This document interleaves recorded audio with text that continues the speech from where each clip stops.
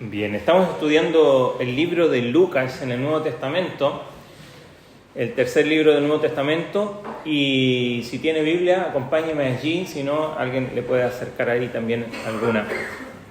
Lucas capítulo 6, estamos estudiando allí, la semana pasada comenzamos este relato que hace Lucas de lo que es el Sermón del Monte, que lo tenemos en Mateo, capítulo 5, capítulo 6 y capítulo 7, bien desarrollado. Lo estudiamos el año pasado, solo el Sermón del Monte, y lo vimos ahí en detalle. Lucas va a tomar parte de todo lo que dice allí Jesucristo en este sermón, que él se está dirigiendo a sus discípulos. Como vimos la semana pasada, dice que él se detuvo allí en un lugar llano y en compañía de sus discípulos, dice el verso 17 del capítulo 6 de Lucas. Y había una gran multitud allí que estaba escuchando, pero particularmente este mensaje va a los discípulos, a aquellos que han decidido seguir a Jesús.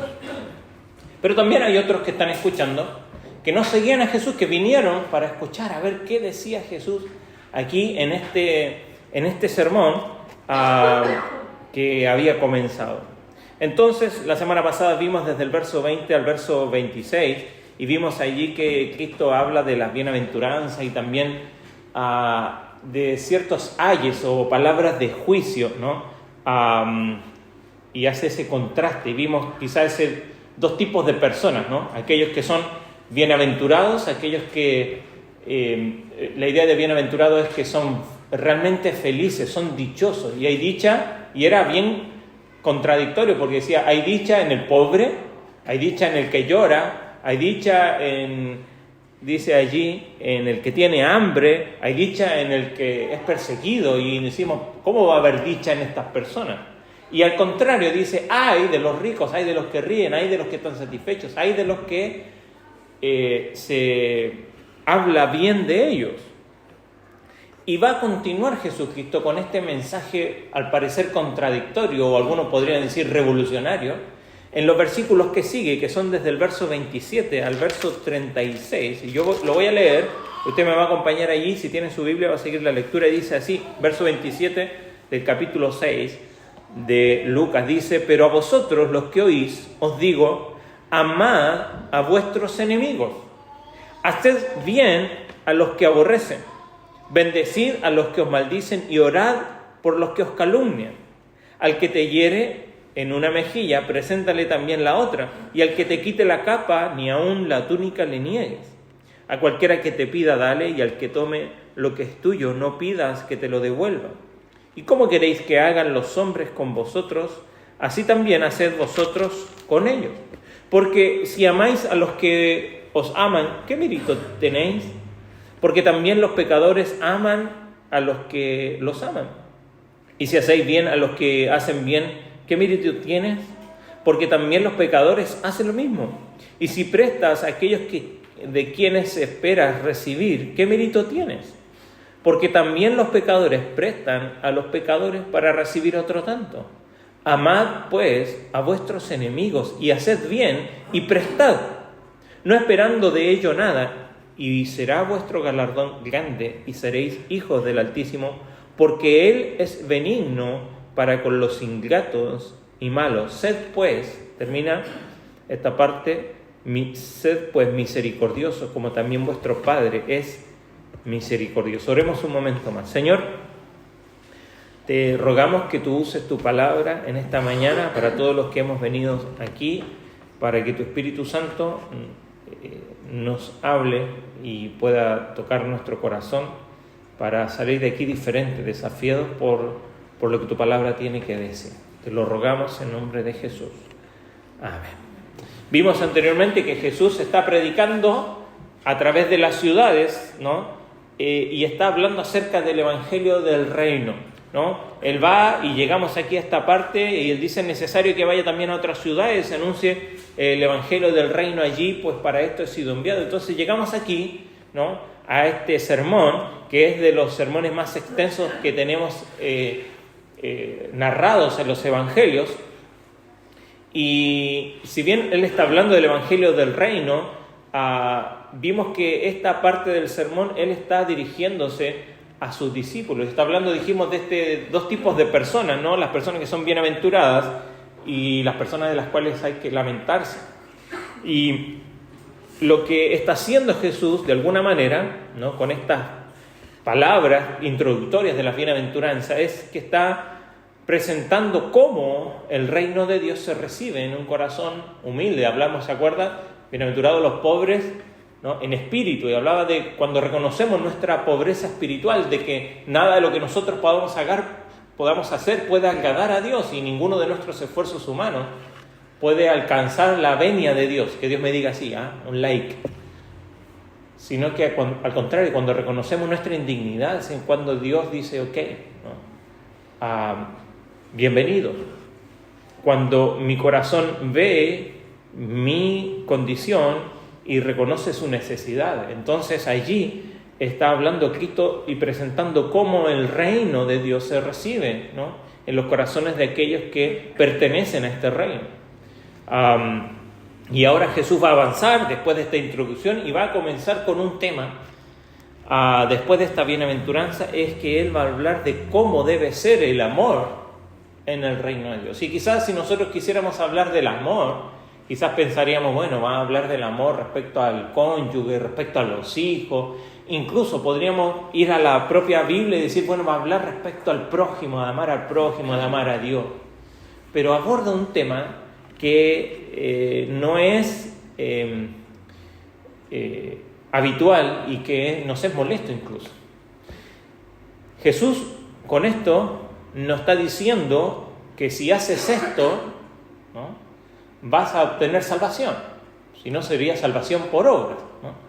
Jesús no está diciendo, bueno, haz esto y vas a ser salvo, sino que lo que Jesús está haciendo es describir de alguna manera al discípulo que ya forma parte del reino de Dios y que ya ha rendido su corazón a Cristo, ¿no? Vamos a Juan al final del Nuevo Testamento y dice que el que no ama es porque no ha conocido a Dios. ¿Por qué? Porque Dios es amor. No es que Él tiene amor, sino que Dios es parte de su carácter, su esencia. Entonces vemos que este tema, este pasaje no está diciendo, y lo aclaramos de antemano, no está diciendo que si amas de esta manera, entonces vas a tener salvación. Al contrario, dice que la salvación es por medio de nuestro Señor Jesús, lo vemos en todas las Escrituras, es por gracia, por medio de la fe, pero un discípulo que forma parte del reino de Dios, debe vivir de esta manera, amando de esta manera que Cristo va a relatar y que acabamos de leer. Y es interesante porque cuando llega al verso 27 ahí del capítulo 6, dice, pero a vosotros los que oís, ¿no? Así comienza esta parte. Dijimos, ¿quiénes son los que están oyendo? Los discípulos, y habían otras personas que también están escuchando, pero ¿a quién va dirigido este sermón? Es principalmente a sus discípulos, lo dice el verso 20, y alzando los ojos hacia sus discípulos decía, y comienza su sermón. Entonces vuelve a decirle, bueno, a los que ustedes están oyendo, no va a dirigir ahora su sermón a otro grupo de personas, sino a los que ya había comenzado a hablar. Por lo tanto, a sus discípulos les está hablando allí en esta enseñanza que es para ellos, y sin duda hay otro grupo de personas escuchando este mensaje, y quizás aquí también, pero se enfoca principalmente en aquel que es discípulo. ¿Y qué es lo que les dice? Si lo podemos resumir, ¿cómo podríamos resumir todo lo que acabamos de leer recién? Hay un mandato al final, dice, amad, verso 35, amad pues a vuestros enemigos. ¡Wow! ¿Para qué viene hoy día? Justo hoy día. Jesús muchas veces, dijimos, es visto como un revolucionario, como una persona que enseñaba cosas que estaban fuera del pensamiento de la gente de ese tiempo y quizás lo sigue estando hoy. En cierto sentido, sí, mucha de la enseñanza de Cristo es contra la cultura de nuestro mundo, del mundo de Él, hace 2000 años atrás, y es contraria al mundo en el que vivimos hoy día, 2024 después de Cristo. Porque cuando hablamos de los enemigos, ¿qué nos viene a la mente? O quizás, ¿quién se te viene a la mente? Mire, en internet usted puede buscar citas y frases, y yo encontré algunas por ahí, de hombres que hablaban acerca de sus enemigos. Por ejemplo, a Winston Churchill, ahí inglés en la Segunda Guerra Mundial, dice, ¿tienes enemigos?, pregunta él. Bien, dice, eso significa que te has mantenido firme por algo alguna vez en tu vida. Interesante. Oscar Wilde, un escritor inglés, también dijo, siempre perdona a tus enemigos, nada les molesta más que los perdones. El Dalai Lama, mire, incluso él dice, al practicar la tolerancia, mi enemigo es el mejor maestro. John Kennedy dijo, perdona a tus enemigos, pero nunca olvides sus nombres. Sun Tzu, oriental, también dijo, el arte supremo de la guerra es someter al enemigo sin pelear. Fue el mismo que dijo, mantén a tus amigos cerca y a tus enemigos más cerca, ¿no? Y Napoleón dijo, nunca interrumpas a tu enemigo cuando esté cometiendo un error. Hay mucha sabiduría y quizá mucho refrán en ello que podemos sacar. Pero vemos que aquí dicen, bueno, perdónalo, pero no olvides su nombre. Incluso mi maestro, cuando se trata de practicar la tolerancia, ¿no?, son mis enemigos. Pero Jesús quizás va más allá, ¿no? Cristo pone, se pasa, como dirían, en Chile tienen este dicho, se pasó como 4 o 5 pueblos, ¿no? Porque Cristo va a decir, bueno, no te pido que toleres a tu enemigo, no te pido que perdones a tu enemigo, aunque eso está implícito en lo que Él va a decir. Él dice, yo te pido que ames a tu enemigo. Y claramente eso va mucho más allá de lo que acabamos de escuchar y de lo que escuchamos en la sabiduría de este mundo. Ahora, ¿qué es un enemigo? ¿Quién es mi enemigo? Quizás piensas tú. Bueno, acá enemigo significa, no podemos darle otro significado que el que tiene acá. Enemigo es un adversario, es alguien que ha sido hostil contigo.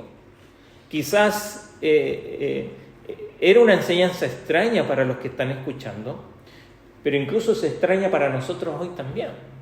Porque en el momento en que Jesús está hablando, la enseñanza que se daba comúnmente entre los judíos, y eso lo podemos corroborar con lo que dice Mateo, capítulo 5, que es el pasaje paralelo, ahí en Mateo 5:43, la enseñanza de los rabinos que ellos habían agregado a la ley, porque la ley también hablaba de esto, de amar a tu prójimo, pero ellos decían esto, oíste que fue dicho amarás a tu prójimo, y ellos le habían agregado, pero aborrece a tu enemigo. Eso dice Mateo 5:43. Era la enseñanza común del tiempo de Cristo, y podríamos encontrar quizás coherencia en esto, es decir, sí, claro, a mi prójimo yo lo voy a amar, pero a mi enemigo no me pidas que lo ame. La naturalidad es aborrecerlo, por lo menos despreciarlo, o incluso, ya vamos a hablar un poco más adelante, decir, bueno, ser indiferente. Pero Cristo va más allá. Los rabinos le habían añadido, ¿no?, al mandamiento de amar al prójimo, aborrece a tu enemigo, pero la Biblia, si tú quieres anotar o quieres buscar, Levítico capítulo 19, verso 18, dice así, mucho tiempo antes, en el Antiguo Testamento, Levítico 19, verso 18, dice, no te vengarás, ni guardarás rencor a los hijos de tu pueblo, sino amarás a tu prójimo como a ti mismo. Y termina con una firma, dice, yo Jehová. O sea, lo termina diciendo, yo lo estoy diciendo, ¿no? Y la enseñanza que vemos en el Antiguo Testamento era amar a tu prójimo como a ti mismo. Pero no debemos olvidar la frase anterior que está ahí en Levítico, que dice, no te vengarás ni guardarás rencor a los hijos de tu pueblo, no lo harás. Y lo firma Jehová diciendo, yo lo estoy mandando. Así que cuando viene Jesús enseñando, viene corrigiendo eso que los hombres habían añadido, ¿no? Ama a tu prójimo, pero aborrece a tu enemigo. Pero Él dice, no, ama a tu prójimo como a ti mismo, pero también ama a tu enemigo. Aquí mismo en Lucas, lo vamos a ver en unas semanas más, en el capítulo 10, si lo quiere buscar, ahí puede avanzar un par de hojas nomás, capítulo 10 de Lucas, verso 25, que es la ocasión cuando Jesús va a dar la parábola del buen samaritano. ¿Conocemos nosotros la parábola del buen samaritano? ¿Sí? Le pegan a un hombre, está allí, y pasa un sacerdote, pasa un levita, nadie lo pesca, lo dejan ahí como muerto, pasa un samaritano, ¿quién eran los samaritanos? Eran enemigos de los judíos. Los judíos, Samaria estaba en el medio entre Jerusalén y Galilea, que era el lugar de donde venía Cristo y la mayoría de los discípulos. ¿Saben qué hacían? Era como Jerusalén está en Fraivento y Galilea está aquí en Salto. ¿Qué hay en el medio? ¿Qué tenemos en el medio ahí? Los sanduceros, ¿verdad? ¿Y cómo se llevan los sanduceros con los salteños? ¿Y qué vamos a hacer? Nos vamos a ir a Tacuarembó y vamos a bajar a Fraivento, para no pasar por Paysandú. Eso era lo que hacían. O vamos a cruzar a Concordia y nos vamos por abajo y entramos en Gualeguaychú, con tal de no pasar por Paysandú. Eso hacían los judíos, porque odiaban a los samaritanos, eran sus enemigos. Entonces la ocasión de la parábola es cuando un hombre, un joven, un intérprete de la ley más bien, dice en el verso 25, le preguntó para probarle: maestro, ¿haciendo qué cosa heredaré la vida eterna? Y que él le dice, bueno, ¿qué está escrito en la ley? ¿Qué es lo que lees?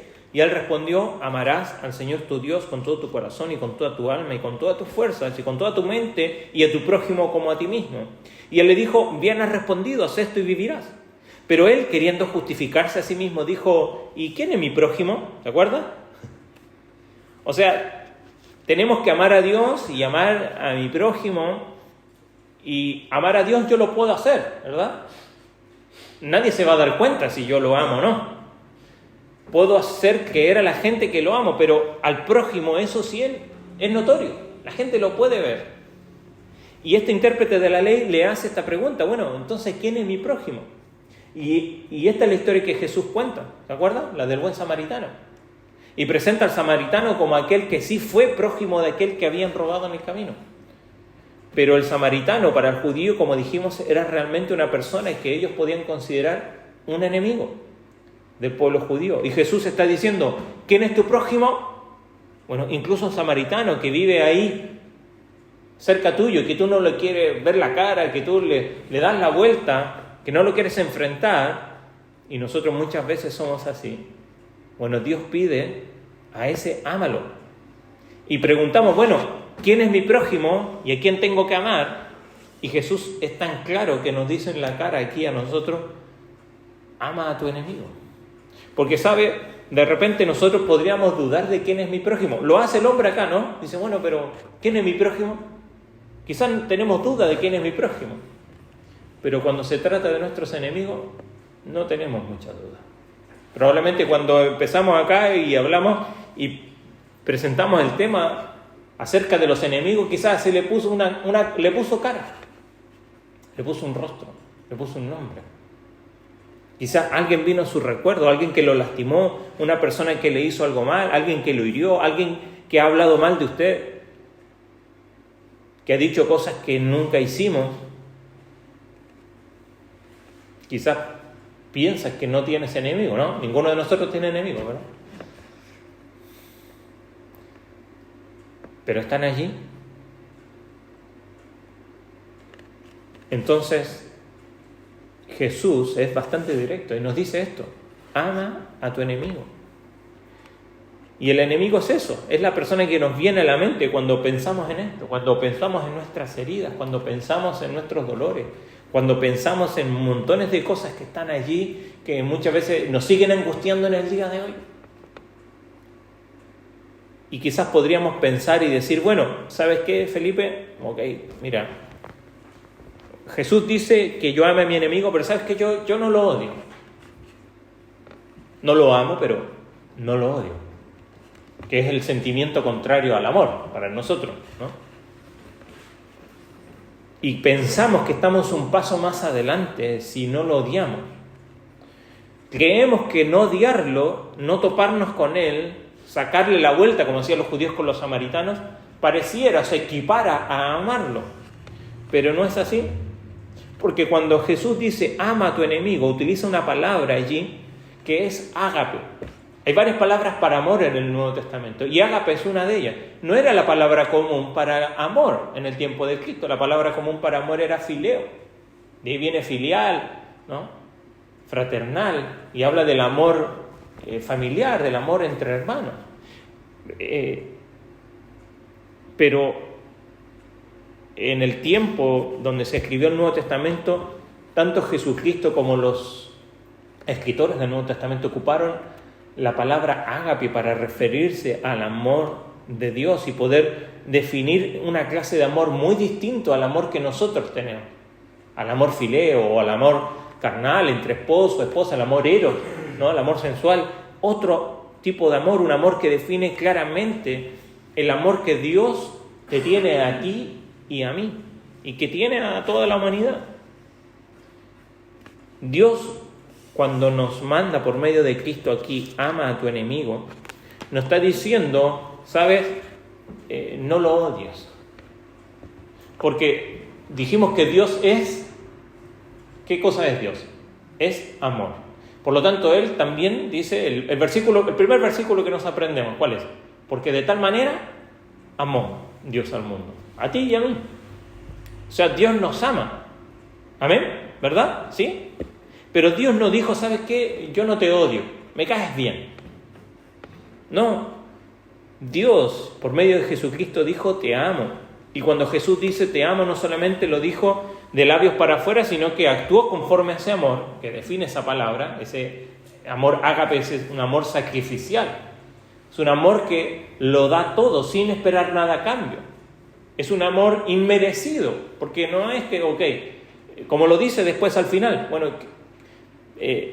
si tú prestas a alguien que te va a devolver, eso lo hacen, si amas a los que te aman, ¿qué mérito hay? Pero el amor de Dios es diferente y se muestra en hechos, un amor que implica un acto de la voluntad, una acción. No es simplemente un impulso que venga de un sentimiento, sino que tiene que ver con una expresión, pero también que se manifiesta en un hecho claro, y ese fue el sacrificio de Cristo. No se expresa solo a personas con quien tenemos afinidad o a las personas que nosotros amamos. Entonces nos preguntamos, Cristo está diciendo, debes amar a tu enemigo, y yo me pregunto, Felipe, bueno, pero ¿cómo debo amarlo? ¿Hay alguna instrucción aquí? Sí, y están las instrucciones. Verso 27 comienza a decir, amad a vuestros enemigos, haced bien a los que aborrecen, bendecid a los que os maldicen y orad por los que os calumnian. Capítulo 6 de Lucas nos describe un poco cómo es este amor. ¿Cómo es este amor? Y dice allí, hacer bien. O sea, no solamente ese es, bueno, yo lo amo, sino que estás diciendo que tienes que tener una acción. ¿Te acuerdas que decía Napoleón Bonaparte? No creo que se recuerde, pero él decía, si ves a tus enemigos cometiendo un error, no los interrumpas. Bueno, Cristo, si toma esa frase, diría, bueno, cuando tu enemigo esté cometiendo un error, hazle bien. No lo dejes allí, como lo haría el resto del mundo. Mire, si quiere anotar, Romanos capítulo 12. Romanos 12, poco más adelante, allí, Romanos capítulo 12, verso 20, Pablo va a decir estas palabras.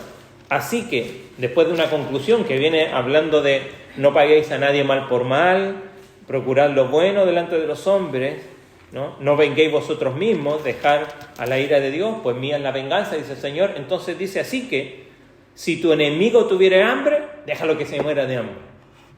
Tú no vas a tener culpa porque... No, ¿qué dice aquí? Verso 20 del capítulo 12 de Romanos. Si tu enemigo tuviera hambre, dale de comer. Si tuviere sed, dale de beber. Pues haciendo esto, ascuas de fuego amontonarás sobre su cabeza. La otra versión, NBI, dice, actuando así harás que se avergüence de su conducta. Esa es la idea. Pero no para avergonzarlo, sino, como, quizás en algún sentido Oscar Wilde tenía razón, ¿no? Cuando decía, perdona a tus enemigos, no hay nada más que les moleste. Porque ¿qué es lo que espera alguien que te hiere? ¿Qué es lo que espera una persona que te hace daño? Que tú respondas con lo mismo.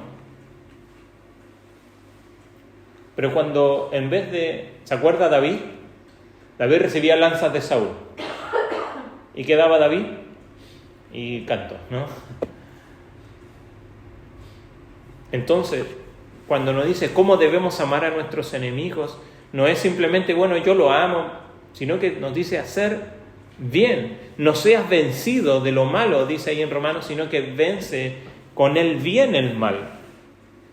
Esto es lo que significa hacer bien a nuestro enemigo, y es poder ver su necesidad y suplir su necesidad. Es ir más allá de solamente decir, sabes que yo no te odio, sino que implica cosas que tienes que hacer, implican hechos, acciones. Hacer bien al que te aborrece. Después dice bendecir. ¿Y qué significa bendecir? De otra manera sería bien decir. Es hablar bien de ellos. Eso implica cómo hablamos acerca de estas personas frente a otros. Pero no solamente hablar bien frente a otros, sino que dice ahí, orad por los que os calumnian. Y esto no está hablando de decirle al Señor, Señor, sácalo de mi vida, castígalo por favor. Sino que está hablando, Señor, bendícelo, llénalo de tu amor, porque sé que tú lo amas y ayúdame a mí a amarlo.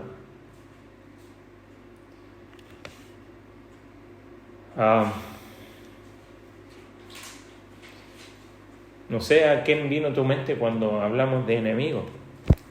Quizás alguien que te está perjudicando en tu vida, que te ha afectado en tu vida cotidiana, que puede ser desde un detalle a algo muy profundo, pero que lo tienes ahí, que quizás no podrías orar por esa persona, quizás no podrías hablar bien de esa persona, quizás no podrías hacerle algo bueno, como dice ahí, haced bien a ellos. Yo no le hago mal, es nuestra justificación. No hablo mal de ellos quizás, pero puedes hablar bien de esas personas, puedes orar por ellos. En el versículo siguiente, 28, va más allá al verso 29, cuando nos dice, al que te hiera en una mejilla, preséntale la otra. Y este pasaje ha sido muy mal interpretado muchas veces, ¿no? Esto no significa que, bueno, si esta persona te hiere, quizás no te van a dar en la mejilla. No significa que nos vamos a volver la bolsa de boxeo de alguien, ¿no? Que si nos golpea o nos hiere, bueno, hay que poner la otra. No significa eso, nos está enseñando eso Jesucristo. Incluso podemos ver en algún momento en Cristo allí frente al sumo sacerdote en el capítulo 18 de Juan, cuando le dan precisamente una bofetada y le dicen, bueno, así respondes al sumo sacerdote. Y Cristo dice, bueno, si he hablado mal, testifica en qué está mal, y si bien, ¿por qué me golpea? Y uno diría, bueno, Cristo no puso la otra mejilla. Acá hay una enseñanza más profunda. El mandamiento original en Levítico, que leíamos recién, en Levítico 19 y 18, dice, no te vengarás ni guardarás rencor. ¿Se acuerdan esas dos palabras? No te vengarás ni guardarás rencor. Un comentarista, hablando de este tema, él decía que lo que implica esto de la otra mejilla es, si alguien te hiere la mejilla, y figurativamente, bueno, es tener lista la otra mejilla para saludarlo de un beso la próxima vez que lo veas. Me gustó la aplicación. O sea, quizás nadie va a venir a golpearme en la mejilla, ¿no? ¿Se acuerdan los duelos de hace un siglo y medio atrás, ¿no? Que con el guante le daban en la mejilla. Tiene que ver con el insulto, ¿no? Esto de darle en la mejilla es insultante, ¿no?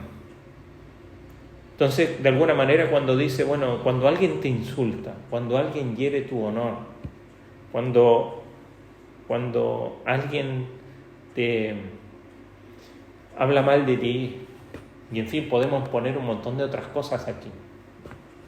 Cuando sucede esto en tu vida, mantén la otra mejilla abierta. ¿Para qué? Para recibirle, para saludarle, para no guardar rencor, para no vengarte. ¿Se acuerda que decía Levítico? No guardas rencor, ni te vengas.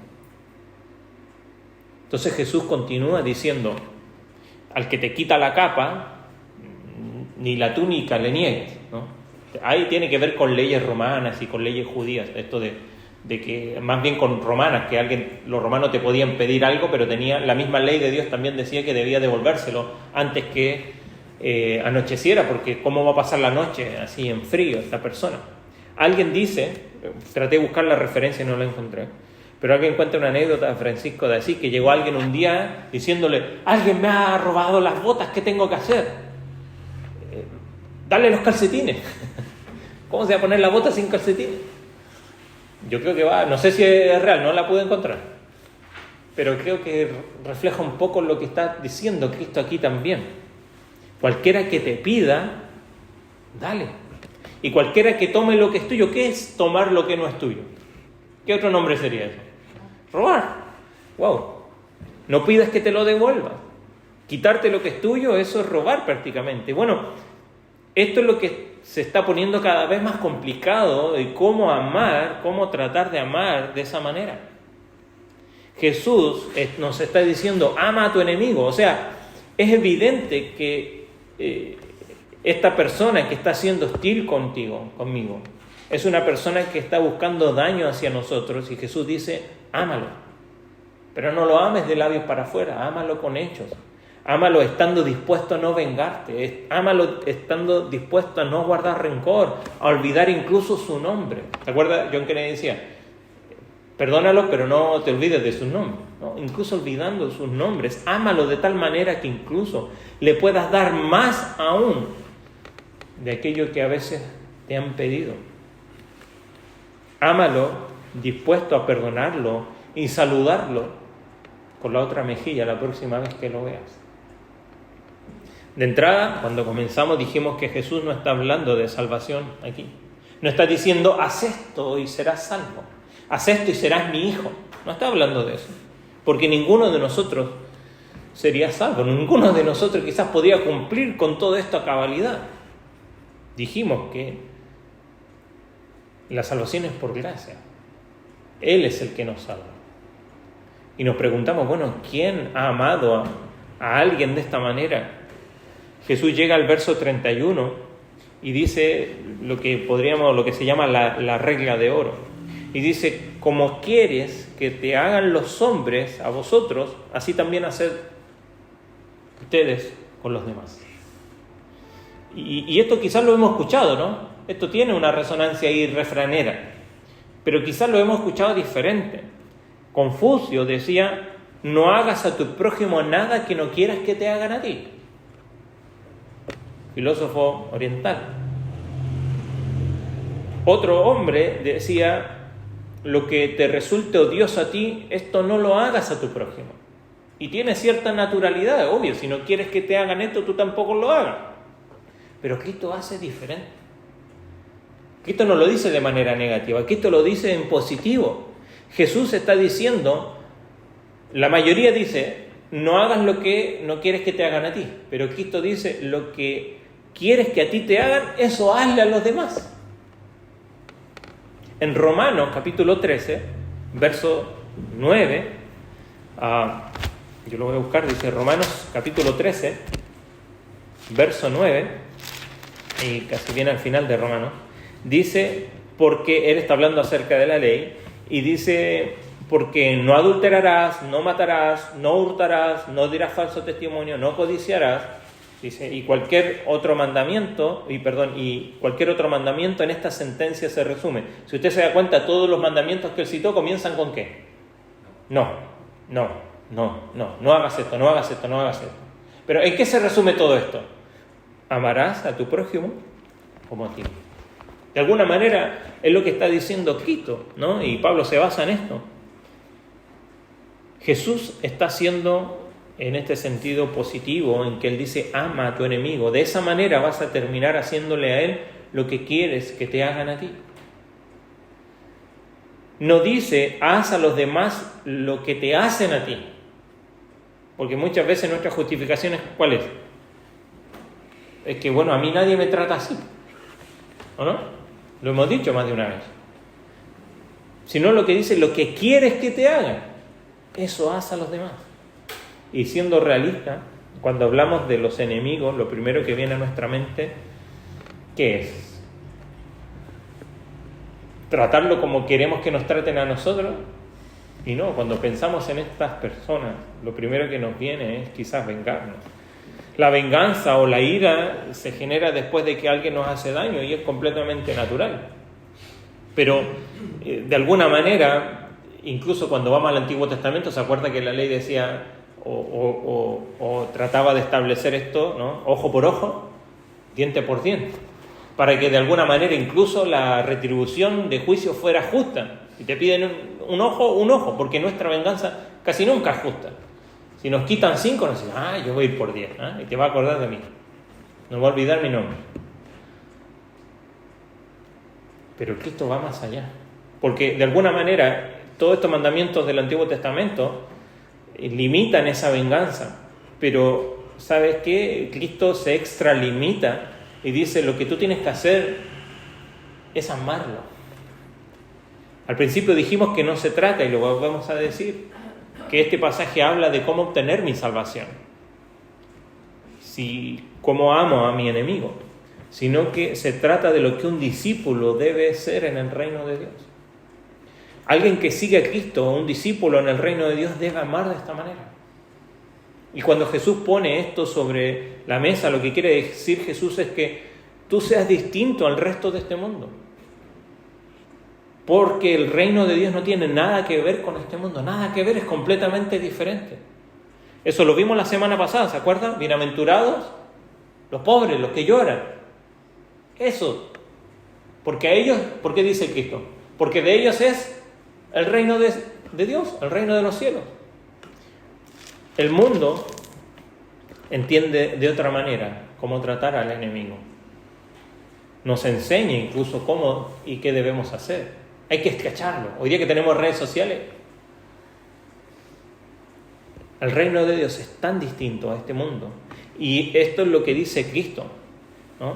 Que sus discípulos, los que le siguen, deben ser completamente distintos. Y amar al enemigo es algo que lo distingue. El mismo Jesús lo hace estando en la cruz, ¿se acuerdan? Cuando alguna de las palabras de Cristo en la cruz, ¿qué dice el Señor Jesucristo? Padre, perdónalos, porque no saben lo que hacen. E incluso el mismo Esteban, cuando fue apedreado, dijo las mismas palabras: Señor, no les tengas en cuenta este pecado. ¿Y qué estaba haciendo Esteban allí? A lo mismo que Cristo, orando por aquellos que lo estaban matando. Jesús quiere que seamos distintos, que amemos de una manera como Él ama. Y la Biblia nos presenta una buena razón para amar de esa manera. Pero mira, primero, del verso 32 al verso 34, nos dice 3 cosas que Dios quiere que haga. Dice, amar a mis enemigos, hacer bien y dar y prestar. Pero lo contrasta. Dice, si amas al que te ama, ¿qué mérito hay? Si haces bien a los que te hacen bien, ¿qué mérito hay? Si prestas al que esperas recibir lo que prestaste, ¿qué mérito tiene? En las 3 ocasiones, ¿qué dice después de todo esto? Porque los pecadores aman a los que aman, porque los pecadores hacen lo mismo, porque los pecadores prestan para recibir otro tanto. Pero cuando se trata de ti, de mí, ¿cómo actuamos? Si amamos a los que nos tratan bien, ¿qué mérito hay? Por eso Cristo dice, ama a tu enemigo, hazle bien, préstale, no esperando nada de ello, y dice, vuestro galardón será grande. Será grande vuestro galardón. Como mencionábamos, a la gente muchas veces le molesta recibir el perdón. Aquellos que hacen mal quedan descolocados. No sé si, y espero que haya tenido una ocasión como esta, cuando en vez de, o que los demás están esperando nuestra ira y nuestra reacción, por la obra del Espíritu Santo en nuestra vida, actuamos como Cristo, amando, y la gente no nos puede explicar. Pero si yo te dañé, si yo te insulté, ¿por qué me respondes de esta manera? Dice allí Cristo, pues haciendo esto, dice, será vuestro galardón grande y seréis hijos del Altísimo. El hecho de que tú te distingas amando de esta manera, la gente se va a preguntar, bueno, ¿qué es lo que hay en esta persona? Que puede amar de esa manera, que puede actuar de esa manera, y va a poder distinguir que es el amor de Dios que está en tu corazón, y puede ser incluso una puerta abierta para ganar a alguien para Cristo. Pero mira lo que dice el verso 25. Será vuestro galardón grande y seréis hijos del Altísimo. Una vez más, no está hablando de que estoy haciendo esto, voy a ser su hijo, sino que voy a mostrar lo que realmente soy. En Mateo capítulo 5, verso 45, cuando está hablando de esto mismo, en el pasaje paralelo, dice, para que seáis hijos de vuestro Padre que está en los cielos, para que de esta manera te parezcas a quién es tu Padre. Eso es lo que está tratando de decir Cristo aquí. Porque haciendo esto no te hace su hijo, eso sería imposible, sino que cuando Jesús llega a tu vida, cuando comienzas a amar a Dios, como lo dice la Escritura. ¿Cómo dice la Escritura que debo amar a Dios? Con toda tu mente, toda tu fuerza, con toda tu alma, de todo tu corazón, y a tu prójimo como a ti mismo. Entonces demuestras que eres un hijo de Dios. Juan, capítulo 13, verso 35, Jesucristo orando, allí hablando con los discípulos, dice, conocerán que soy mis discípulos si tuvierais amor los unos por los otros. Ahora dijimos hace un momento que hay buenas razones, ¿no? Porque nos preguntamos, bueno, ¿por qué amar de esta manera? Ya vimos cómo, pero ¿por qué amar de esta manera? Y está allí al final. Dice, porque Él es benigno para con los ingratos y malos. Al final del verso 35 y verso 36. Porque Él es benigno para con los ingratos y malos. Sed pues misericordiosos. Mateo 5, 45 dice que Él hace salir su sol sobre malos y buenos, que hace llover sobre justos e injustos. ¿Por qué? Porque Dios es benigno. ¿Quién soy yo entonces para no hacer lo que Dios hace todos los días? Siendo yo ingrato, siendo yo malo, Dios es benigno conmigo. Porque no te pongas en el otro lado, no te pongas en el lado de los buenos. Dios hace salir Lamentaciones, dice que sus misericordias son nuevas cada mañana. Hoy día cuando amaneció, ¿te lo merecías? Es simplemente gracia de Dios. Para ti como hijo, o si no eres un hijo de Dios, también para ti. ¿Has sido bueno con Dios? ¿Has sido malo con Dios? Dios hizo salir el sol para ti. Y cuando Jesús quiere que tú te parezcas a aquel que dice ser tu Padre, te dice entonces, ama a tus enemigos, porque esa ha sido mi tarea desde siempre, amar a aquel que es ingrato, amar a aquel que es malo. Y como dijimos, este mensaje es para los discípulos. Jesús le está hablando a los suyos, nos está diciendo de esta manera. Vamos a primera de Juan,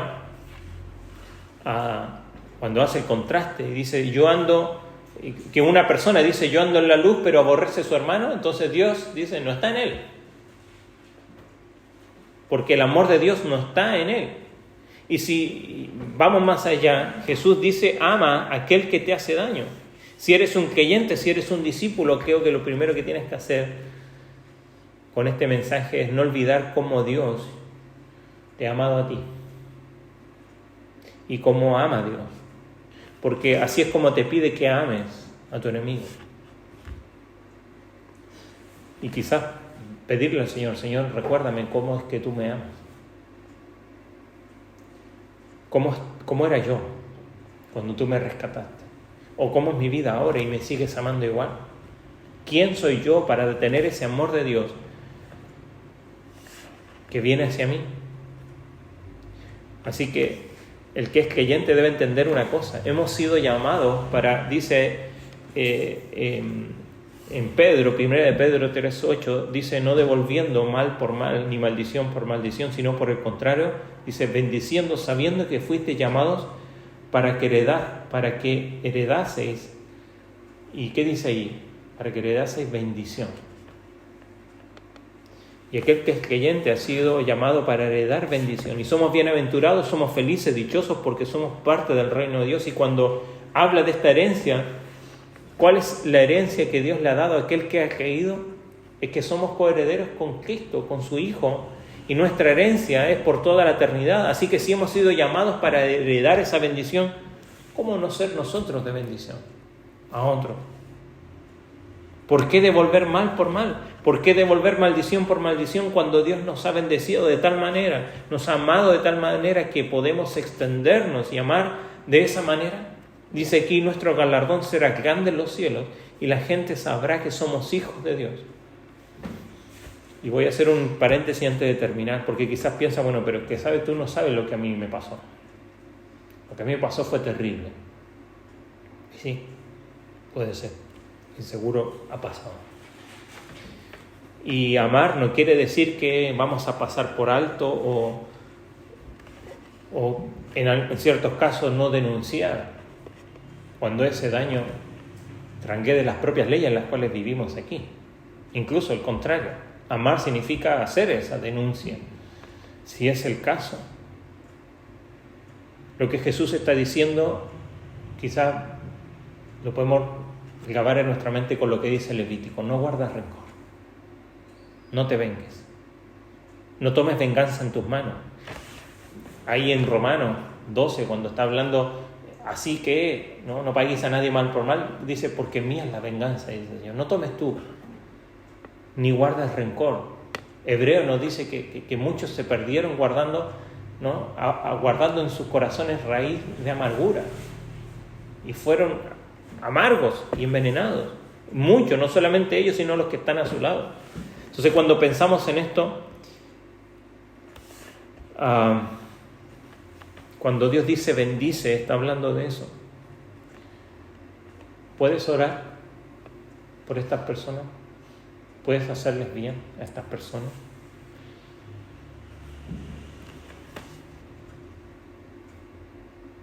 Lo mismo que Dios ha hecho por ti, tú puedes hacerlo. Amar muchas veces va a implicar, como dijimos, denunciar un hecho, pero puedes ir y ver a la cara a esa persona y decirle, sabes, no te guardo rencor, no te odio, te amo. Pero por amor, bueno, hay que tomar ciertas decisiones. A veces se rompen relaciones y en fin. ¿Amas a tus enemigos? Bueno, quizás si no eres creyente, déjame decirte una cosa: Dios te ama. Dios te ama día a día. Dios demuestra su amor contigo día a día. Él hace salir el sol día a día, respiras día a día, recibes su bendición sin que la busques. Ese es su amor. Pero más que en ningún otro lugar, Jesús demostró su amor en la cruz, donde Él pagó el precio de nuestros pecados. Cosas que tú has hecho y que sigues haciendo y que tú tenías que pagar, pero Él las recibió sobre su cuerpo y Él pagó por ellas. Romanos 5:8 nos dice que Dios muestra su amor para con nosotros en que siendo aún pecadores, Cristo murió por nosotros. El contexto incluso lo dice, que siendo aún débiles y aún siendo sus enemigos, Él murió por nosotros. Y debemos entender esto, que el gran ofendido en tu historia es Dios. Porque hacer tu propia voluntad, lejos de la voluntad de Dios, ese es nuestro más grande pecado. Es decirle a Dios, no me importa para lo que me creaste, no me interesa, yo voy a hacer lo que yo quiero. Pero aquí es donde el Señor nos enseña y nos habla acerca del Evangelio. Por eso el Evangelio es central. Si no eres creyente, Dios te está dando una oportunidad hoy, mostrando que Él ama a sus enemigos, porque nosotros somos uno de ellos. Y te está invitando a que vengas a Él. Si eres un hijo de Dios, Dios te está diciendo, ¿sabes qué? Mi trabajo cada día es amar a los que me hacen mal. Es amar a los ingratos y malos. Y si eres un hijo mío, esa es tu tarea también. ¿Amas a tus enemigos? ¿Cómo lo amas? Aquí el Señor nos muestra cómo. ¿Hablas bien de ellos? ¿Puedes orar por ellos? ¿Puedes darle más de lo que quizás te han quitado? ¿Puedes poner la otra mejilla? ¿Eres capaz o te das la vuelta por Samaria para no encontrarte con ellos? Dios te llama a amarles. Somos llamados a amarles como Cristo nos amó. ¿Por qué? Porque ese es el trabajo de Dios cada día. Y tú eres un hijo de Dios. Y Él quiere que podamos ser reconocidos como hijos de Dios. Quizás es difícil, si justo viene el día. Pero es la voluntad de Dios, que comprendamos que si somos parte del reino de Dios, es así como se describe. No es fácil. Tiene que quedar nuestro orgullo de lado. Tenemos que trabajar en sanar nuestras heridas. Tenemos que dar más de lo que se nos ha quitado. Pero si lo comparamos con lo que Dios ha hecho por nosotros, entonces nuestra milla extra va a ser un paso comparado con lo que Cristo hizo por mí. Y si aún no eres un hijo de Dios, Dios te está llamando y te está haciendo una invitación a buscarle. No importa si eres su enemigo, al contrario, todos somos sus enemigos. La diferencia es que Él tomó la iniciativa en amarnos, aún siendo sus enemigos, aún siendo pecadores, para que podamos tener salvación. El Evangelio nos dice esto, y el Evangelio es lo que nos ayuda a mantenernos centrados, en que cuando busquemos hacer lo nuestro, cuando querramos hacer lo que nuestros sentidos naturales nos invitan a hacer, de vengarnos, de pagar mal por mal, recordemos la enseñanza de Cristo, pero sobre todo recordemos la obra de Cristo, porque no es simplemente palabras que dijo Jesús, porque decía, bueno, para Él es fácil decir ama a tu enemigo, pero mira a la cruz. Él dice, Señor, perdónalos, porque no saben lo que hacen. Bendícelos, Señor, sálvales. Y lo mismo debemos hacer nosotros en el día de hoy. Vamos a ponernos en pie y vamos a orar a Dios.